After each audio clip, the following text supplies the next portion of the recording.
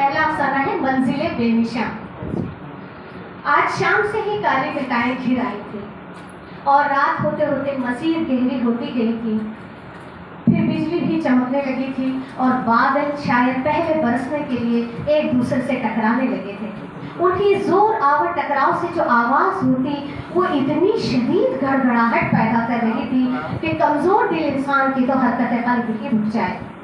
ऐसी डरावनी तूफानी रात में वो अपने छोटे छोटे दोनों बच्चों के साथ बंगले नुमा घर में तन्हा थी। उसका शोहर, उसका मुहाफिज, उसका कफील और सबसे बढ़कर उसका मजाजी खुदा जो नूर की चादर के परे बैठा अपने मखलूक की हिफाजत करता, अपने मखलूक को हिम्मत देता, अपने मखलूक से रहम का मामला करता, उसके मसाइल सुनता, उसकी दुआएं कबूल करता, इल्तिजाएं सुनता, करम करता। और ये ज़मीन का मजाजी खुदा, सफ़ाकियत का लंबरदार, मोहब्बत से आरी बेरहमी की अलामत, जिसके सामने हर इल्तिजा बेकार, हर मसला बेमानी, आज फिर उसे छोड़कर अपने आबाई शहर चला गया था अपनी खूबसूरत रंगीन दुनिया आबाद करने। हाँ, रंगीन ही तो है उसकी दुनिया जिसे उसने सबसे छुपा कर सजा रखा है। कोई उसके दिल से पूछे कि आज ये रात उस पर कैसा कहर ढा रही थी, ये रात भी कितनी अजीब होती है ना। वो सोच रही थी, कभी कुंवारे जज्बे जगाती तब इसकी खूबसूरती अलग ही होती, फिर मुस्कुराहटों भरी और धीमी धीमी सरगोशियों से भरी होती तो कितनी हसीन लगती। यही कभी ख्वाबों की दुनिया में ले जाकर पलकों पर हसीन सपने सजाती और फिर वक्त के साथ बदल कर बेदर्दी से उन सपनों को तोड़कर बिखेर भी देती, तब कसम और खलिश के सिवा कुछ न कहती। कभी गुनाह पर आमादा करती तो कभी ज़मीर की मलामत बन जाती। ऐसी ही एक रात आज भी थी, दहशत वाली, जिसका साथ हवा दे रही थी और इसकी वहशतों में इजाफा कर रही थी। हवा जो कि जिंदगी की अलामत, सांसों को मधुर झनकार देती, कभी पुरवा बन जाती, कभी बादे सबा बनकर पैगाम लाती, कभी चांदनी की खुशबू बिखेरती तो मदमस्त कर देती, और जब मुख बदलती तो कितनी सख्त हो जाती, बिल्कुल चंडालनी का रूप धारण कर विनाश पर तुल जाती, लू के थपेड़े बन जाती, तूफान की शक्ल इख्तियार कर सबको फना करने पर आमादा हो जाती। आज भी तो एक ऐसी ही गहरी काली रात थी, सियाह रात जो हवा के साथ मिलकर नागिन की तरह पुकार रही थी और अजब अजब रूप धारण कर रही थी। उसका माजी उसे 17 साल पुराने सफ़र पर ले गया। जुलाई का महीना, सावन का महीना, जब वो बहुत सारे ख्वाब और नई खुशनुमा जिंदगी के अरमान लिए साजन से मिलन के जज्बात को गुदगुदाते गीतों के बोलों में मगन, दुआओं और कुरान के साए में रुखसत हुई थी। तमाम रास्ता बारिश होती रही, कितनी सुहानी लग रही थी। पानी के कतरे गाड़ी के शीशे से टकराते और फिर आपस में मिलकर नीचे की तरफ जाते। उनका यूँ एक दूसरे में मुद्गम होने का अमल उसकी आंखों को भी कितने सारे ख्वाबों से हम आगोश कर रहा था। कार घर के बड़े आहनी गेट में दाखिल होकर रुकी तो ख्वाबों का सिलसिला भी थमा। उसकी नंद ने बड़े चाव और मोहब्बत से हाथ थाम कर उसे उतारा और अंदर की तरफ कदम बढ़ाने ही को थी कि शॉर्ट सर्किट का धमाका हुआ और बिजली गुल हो गई। दुल्हन के आते ही लाइट चली गई। अच्छा ना हुआ। एक बूढ़ी धीमी सी आवाज़ समातों से टकराई। हाँ, लंबी सांस लेकर किसी ने हाँ में हाँ मिलाई। अंधेरा अच्छा शगुन तो नहीं। शगुन क्या होता है? अच्छे और बुरे अमाल तो हमारे अपने होते, फिजूल बातें हैं, इन पर कभी ध्यान नहीं देना चाहिए। अब्बू की बात उसके कानों में गूंजी। इस अंधेरे को उजला शगुन तो मुझे बनाना है। एक अज़्म उसके अंदर जागा। रात 12 बजे तक लाइट आ भी गई। उसे हुजरा उर्दूसी में पहुंचा दिया गया। कुछ ही लम्हों में मजाजी खुदा के कदमों की आहट पर वो मजीद सिमट गई। वो करीब आए, बातें की, बहुत अच्छी अच्छी बातें, खुशगवार जिंदगी की बातें। वो मुस्कुराती रही कि उसके ख्वाब सब सच होते दिखाई दे रहे थे। लेकिन इन प्यारी प्यारी मधुर बातों के दरमियान वो सच भी सामने आ गया जिसकी उसे बिल्कुल ही तवक्को नहीं थी, ना ही गुमान था कि वो उनकी पसंद नहीं थी, बल्कि वालिद की पसंद के, बल्कि उनके जिद पर इस घर में आई थी। उसका अज़्म अब भी सलामत था, लेकिन उसका ये अज़्म एक शराब से हमकनार करता रहा। वो बढ़ती रही, वो दूर जाता रहा। वो शराब को हकीकत में बदलने पर मुझसे थी, मगर वो तो जंगल में मेरी तृष्णा साबित हो रहा था। वो अधूरी प्यास लिए एक फूल और एक कली की माँ बन चुकी थी, मगर तृष्णगी थी कि किसी तरह बुझती ही न थी। कभी दिल की कली खिली ही नहीं, वो भटकती रही, चाहत की चाहे जाने के आरज़ू में, मुकम्मल किसी के हो जाने और किसी को पा लेने की ख्वाहिश में, और फिर पा लेने के बाद सरशायरी की कैफियत। वो बहुत खुश हुई थी उस वक्त जब बेटा हुआ, और उस वक्त भी जब बेटी हुई कि दुनिया मुकम्मल हो गई थी। इतने प्यारे खुदाई तोहफे पाकर उसके अंदर फिर आरज़ू जागी थी कि अब शायद वो मेरा हो, लेकिन वो बच्चों का बाप था, बेइंतहा मोहब्बत करने वाला, मगर अब तक वो उसका होकर भी उसका नहीं था।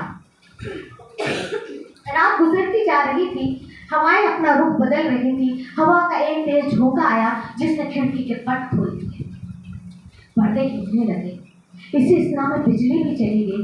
अब कमरे में खूब अंधेरा था, अंधेरा, खौफ, बाहर हल्की हल्की बारिश की आवाज़ जो अब धीरे धीरे तेज होती जा रही थी। हवाएं भी तेज थी, उसकी सनसनाहट रगों पे में सरायत करती जा रही थी। उसका दिल सूखे पत्ते की तरह लरसने लगा था, उसका दिल घबराने लगा। दोनों बच्चों की तरफ देखा, दोनों मासूम महव ख्वाब थे। बेटे के होठों पर मुस्कुराहट खेल रही थी, शायद कोई प्यारा सा ख्वाब देखने में मगन था, इस बात से बेखबर कि माँ पर कैसी वहशतों का आलम तारी है। यकायक वो हंस पड़ा, शायद परियां से झूला झूला रही थी।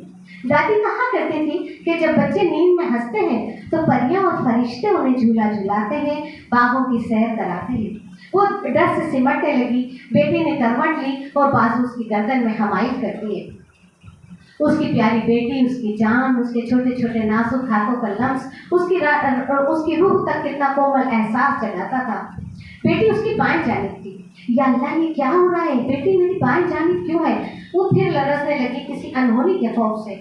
उसे तो दाएं जानिब होना चाहिए था, दाहिनी तरफ जिससे नामाए आमाल मिलना था।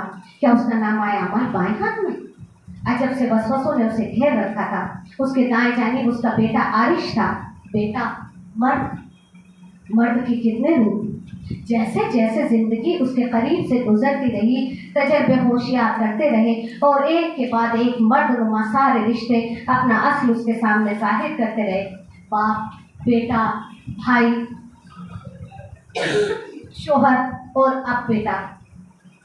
बाप, मुश्किल बाप, जिसने बचपन में बाहों का झूला दिया था और बड़े होने पर भी उससे कई बार ये एहसास हुआ कि अम्मी से ज्यादा अब्बू प्यार करते हैं, और करते भी थे, लेकिन उसे डोली में बिठाते ही कैसे लाताल्लुक हो गए थे।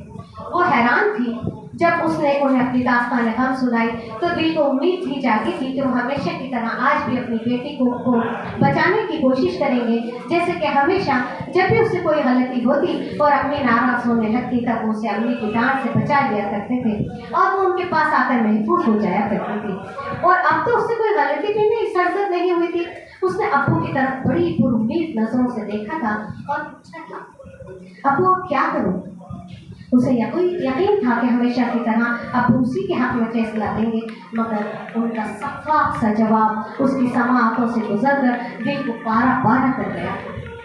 ना मैंने तुम्हें बुलाया था और ना ही मैं जाने के लिए कहूँगा, फैसला तो मैं खुद करता। और फिर वो अपने दिल की किरची किरची हुई जैसी हुई अश्कों से उन्हें जोड़ती उन्हें जाने के लिए उठ खड़ी हुई। भाई भी दरवाजे पर खड़ा मजबूर और लाचार सा डबडबाई आंखों से उसे देखता रहा, मानो उससे ज्यादा बेकस और कोई नहीं। उसकी आस भरी निगाहें उससे टकराई और नदामत ये लौट आई और वो सीना ताने खबासत भरी मुस्कुराहट के साथ उसका हाथ खींचते हुए ले आया था, फिर उसी दुनिया में जहाँ शराब ही शराब था। खिड़की के पास खट से आवाज हुई, ख्यालों का तसलसल टूटा, दिल डर और खौफ से फिर लरसने लगा। अब क्या करूं? वहशत ज़दा नजरों से चारों तरफ देखा, बच्चों को खुद से और करीब सीने से चिपका लिया। सरहा ने मोबाइल रखा था, सोचा किसी को फोन करूं। नहीं, मेरी आवाज़ उस तक चली जाएगी, लेकिन क्या करूं? इस शहर में तो मैं कोई शनासा भी नहीं, किसे मदद के लिए बुलाऊं? अभी 2 ही माह तो हुए थे उसे इस शहर का है, और चूंकि उसके शोहर को पसंद नहीं था कि वो पड़ोसियों से भी बात करे, सो वो बात करने की हिम्मत भी नहीं कर पाई थी। उसे याद आया कितनी मेहनतें की थी, कितना गिड़गिड़ाई थी कि वो कि हमें यूँ अकेला छोड़कर ना जाओ, डर लगता है। और उसने मजाक उड़ाते हुए जवाब दिया था, किस बात का डर, और डर तुमसे डर जाएगा। वो खामोश हो गई थी और वो चला गया था गरीब रथ पर सवार होकर। गरीब रथ, ट्रेन का नाम भी कैसा था, सफर से जुड़ा रथ। कैसा खूबसूरत लफ्ज, इससे वाबस्ता कहानी फिर उसके जहन में घूमने लगी।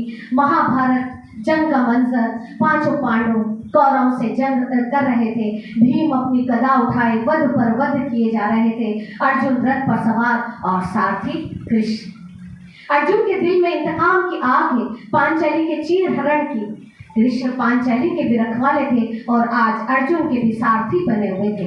रथ दौड़ रहा था और कृष्ण ज्ञान दे रहे थे, दुश्मन को कभी कमजोर मत समझो, बल्कि उसके कमजोर पहलू को तलाश कर उस पर वार करो। तभी दरवाजे की कुंडी पर जरब पड़ने की आवाजें फिर आने लगी, खटाक खटाक। शायद दरवाजा तोड़ने की कोशिश थी। बारिश भी तेज हो गई थी, पेड़ों के पत्तों पर पानी की आवाज अजब सी हैबत पैदा कर रही थी। दोनों बच्चों को उसने तकरीबन जकड़ रखा था। नजरें खिड़की के पर्दे पर जमीन देखी, एक हाथ अंदर की तरफ आया, पर्दा सरका, उसकी सांसें रुकने लगी। उसने बच्चों पर गिरफ्त और सख्त कर ली और डरी हुई कबूतरी की तरह आंखें बंद कर ली। फिर धीरे धीरे हल्के से आंख खोली। एक काला सा धुंधला चेहरा खिड़की से अंदर का जायजा ले रहा था। डर से आंखें फिर बंद कर ली। आयतल कुर्सी का वेट होठ भींच कर करने लगी कि कहीं होठ हिलते ना देख ले। फिर हिम्मत करके दोबारा आंख खोली। हेवला गायब हो चुका था। हल्की से ठंडी सांस खारिज हुई। उसने मोबाइल की तरफ हाथ बढ़ाया, क्या करूं, किसे फोन करूं? नंबर मिलाया, फिर अपने ही सारथी का, जो कि रथ पर सवार दूर, बहुत दूर जा रहा था अपनी मंजिल की तरफ। आज का कृष्ण पांचाली का मुहाफिज नहीं था और ना ही पांचाली की पुकार सुन रहा था। आपका उपभोक्ता पहुंच से दूर है, बराए मेहरबानी कुछ वक्त के बाद राब्ता कायम करें। लेकिन पांचाली थी कि आंखें बंद किए उसका जाप किए जा रही थी। उसी की तपस्या को उसने अपना जीवन मान रखा था। फिर व्हाट्सएप ऑन किया, सारथी को मैसेज करने लगी, बाहर दरवाजे पर कोई है, बहुत डर लग रहा है, समझ नहीं आ रहा क्या करूं। खटाक आवाज में तेजी थी। जल्दी से उसने मोबाइल ऑफ किया और दरवाजे पर पड़ने वाली मुसलसल जरब से लग रहा था कि अब किसी भी पल कुंडा टूट जाएगा। फिर क्या होगा? मेरे बच्चे खौफ से डरी हुई हिरनी शिकार हो जाने से ज्यादा अपने दोनों कीमती मुश्क की हिफाजत के लिए परेशान, कभी दरवाजे कभी खिड़की पर नजर। फिर पर्दा सरका, 2 आंखें सुर्ख उसकी डरी सहमी आंखों से टकराई। उसने फौरन आंखें बंद कर ली। चीख लबों से आजाद होने को ही थी कि उसने सख्ती से होठों को दांतों में दबा लिया। दांत की चुभन से होठ कट गए, चेहरे पर तकलीफ उभर आई। फिर हिम्मत करके आहिस्ता आहिस्ता उसने आंखें खोली। हेवला गायब हो चुका है। जरब तो दरवाजे पर थी, फिर खिड़की में कौन था?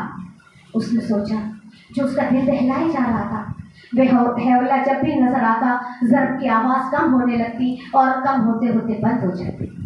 अजब हालात जिनसे वो सहम जा रही थी, सिहर से हट जा रही थी। फिर उसे ख्याल आया कि ये तो रजब का महीना है, रहमतों बरकतों का महीना, शब-ए मेराज का महीना। इसमें तो बलाएं उसके बंदों को नहीं डराती, इसकी रातें तो नूरानी होती।